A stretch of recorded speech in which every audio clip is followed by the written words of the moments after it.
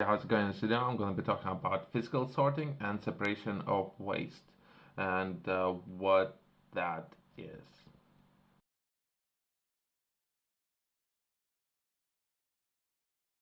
There are a lot of professionals who can potentially solve this problem currently to a very high level, right? But there's still a lot of opportunities, perhaps a handful of professionals within Europe that I know of, right? But they currently, even governments currently would be interested in investing in a different, if possible, ways of solving this problem if they could. Because okay, so once you have a material, right, which has been recycled,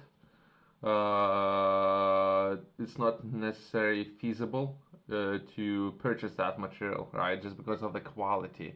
It might be more expensive to work with this material which was recycled compared to perhaps working with the virgin material that haven't been used before. So they just even that because of the quality issues, right down the line. Once you would begin using that material which was recycled, that's just one of those ways, right? Once you begin using that material, you potentially would have quality issues down the line, the production line, right? If you were to use that, so you need to eliminate or solve that problem, right? We're talking about large quantities. We're talking about, let's say, 10 tons, right, of material that was recycled. And down the line, even if that would make increase your, once you start using that material on the production line, if that would increase reject line. So if it's percentage wise, right? So it's whatever you would might set for your company, right? 80, 95. Even that might be a lot, right? Perhaps 98, 99%, right? You would prefer perhaps to have a number, perhaps 3%, 1% of rejects, right? So then we're talking about 10 tons. If that, because of that material, would increase number of rejects, perhaps there's a lot of opportunities there, and a lot of governments all the time looking for ways to recycle. And some of those videos that I've been watching in some of those countries where they would have a tsunami of rubbish, right? Not necessarily all this rubbish was produced within that particular country. Perhaps all this rubbish, governments would look to optimize the way how they can recycle, reuse those waste materials locally. If they cannot do that, perhaps they can sell it, or if there's any countries up there who might be interested in buying those materials and try to recycle themselves, or whatever those countries might do, right? So this is opportunities up there, what's happening. Ideally, I don't know. I think all places a mess. Especially coming back to historically, some of the examples up there. I don't know how much time I have to cover this topic and bring everyone up to speed. What was happening with how much materials was sent to China, and changes that China have taken on when it comes to quality and percentage of that material and everything. So I understand. Basically, I've been there, I've done it, I have seen, I have spoke with the people, I met those people who are within the industry myself. I have suffered from a lot of defects. Either way, let's stick to today's topic as well as for other business up there. You can potentially receive a lot of finance to solve this problem. If you can, to a very high level, if solve this problem, you can receive a lot of finance from different governments, right? So that's one of the reasons. Before I would write down some projects, perhaps even later today or tomorrow, latest. I would like to understand this topic as well as perhaps share my thoughts and understanding with other people who are there looking for new opportunities. Physical sorting and separation are a process used in various industries and applications to separate or organize objects or materials based on specific criteria or properties. These processes are essential in recycling, mining, agriculture, manufacturing, and many other fields. Let's take a look at some of the methods and techniques used to physical sorting and separating. Gravity separation. This method relies on difference in the density of materials. Heavier materials settle on the bottom, while lighter materials are carried on the top. Techniques like panning for gold and sludge boxes are based on gravity separation. So there's just one technique up there how you can potentially work it out, as well as what some ones that I was doing research on that perhaps can be cardboard, the way how they processing cardboard and bring it back to life from recycled materials. So it's overall perhaps there's a lot of opportunities within this industry. Magnetic separation. Magnetic materials can be separated from non-magnetic materials using magnets. This is commonly used in recycling to separate ferrous, iron containing metals from non-ferrous materials. So that would be magnets, just another way to separate and recycle. Electrostatic separation. This method uses differences in electronic conductivity to separate materials. It's often used in recycling to separate metals and plastics. Screening. This process involves passing materials throughout the mesh of screen while specific openings, so within the mesh. Particles smaller than opening passes through, while larger particles are retained. This use industries like agriculture for grading grades by size. Yeah, I have seen those. They can potentially separate, especially during seasons. Then they're taking off ripe fruits based on size. So let's say it goes for carrots or anything like that. But perhaps similar methods can be used for recycling. Froth flotation. This technique is commonly used in mining to separate minerals from ore. It relies on attachment of air bubbles to the mineral particles, causing them to float on the surface while gauge materials sink. There's another way, I guess. Fusion. This process, materials are subject to high-speed rotation in a centrifuge. The centrifuge force separates materials based on their density and size. I personally believe I've been trying to do some research on magnets and how metals needed for magnets, how those metals are being produced. Perhaps that has something to do with those, but I'm not entirely sure. Sedimentation. This method involves allowing solid particles to settle in a liquid.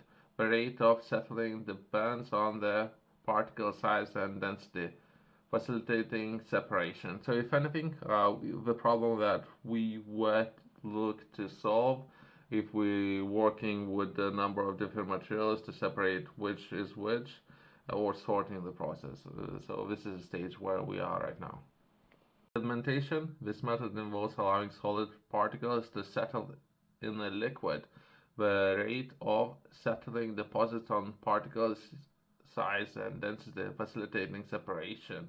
Air classification. This process uses air to separate materials based on their size, shape, and density. It's often used in industries like food processing and recycling. Hand sorting. Perhaps this one is most inefficient. Perhaps one of the best, but I'm not entirely sure what percentage wise. How good are people actually performing that? If anything, I would be striving to, if possible, removing. I personally believe that machines and AI and so all this high tech technology can potentially bring more value to the business instead of some of the current ways of how people are doing it, as well as why people would need to be. Perhaps we can have machines to do that, and if people are interested, they can oversee those machines. Sorting. In some cases, manual labor employed to visually inspect and separate materials based on specific criteria. This often used recycling centers and agriculture sorting. So many countries, they are so effective and efficient in this kind of process. We're importing all the waste from other countries. So if anything, and the takeaways, some countries are very good the way how they processing this part, and some other countries perhaps there's some room for improvement. Flotation used in mining industry. This method relies on differences in the surface properties of minerals.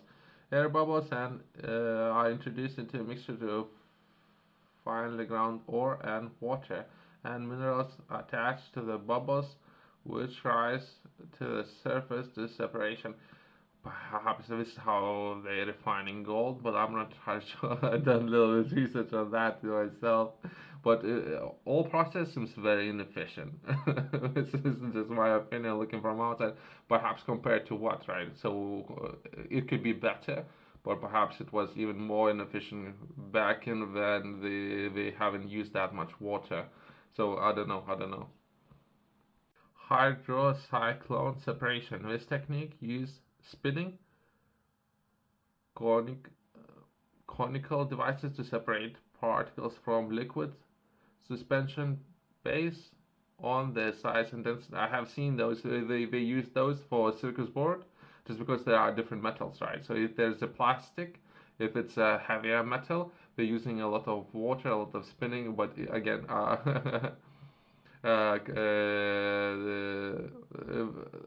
perhaps there's more improvement. More improvement. Perhaps the process it seems very inefficient. But perhaps it's way better. But there's still a lot of room for improvement. Density grading configuration. This method is used in laboratory settings to separate particles like DNA and proteins based of a density in a density grading medium. Uh, I don't know that much about this particular method, but I can understand some of the use cases that people are using that in the labs, in agriculture, and other areas. But yeah, that's pretty much it. 12 different current methods, perhaps not limited to those 12 methods, but there are different methods how materials can be separated and refined, if anything. I have published a book. The name of the book is Game Strategy. In this book, I'm sharing a lot of information with the people who are interested in finding out more. In this book, I have shared a lot of details with the people who are interested and currently perhaps doing research. If it's something, perhaps if not, perhaps it's the area where everyone should begin when doing research. From there, progress into taking action and starting your own first business. From there, if you are interested and perhaps you have a lot of access to capital, perhaps you might be interested in investing in different projects, different businesses, different ventures up there.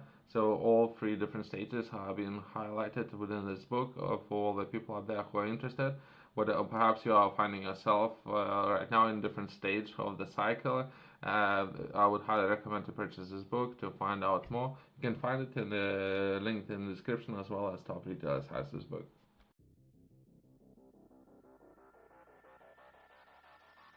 The choice of method depends on the specific application, the properties of the material being separated, and the desired outcome. The goal of physical sorting and separation is to effectively separate materials or components for further processing, recycle, or disposal. So that would be ideally what people like to solve: processing, recycle, and disposal, and different methods how since now they have done it. But I don't believe I have covered in depth some of the high tech things. So it's something that perhaps we're taking a look at. Thanks for watching. I'll see you in the next one.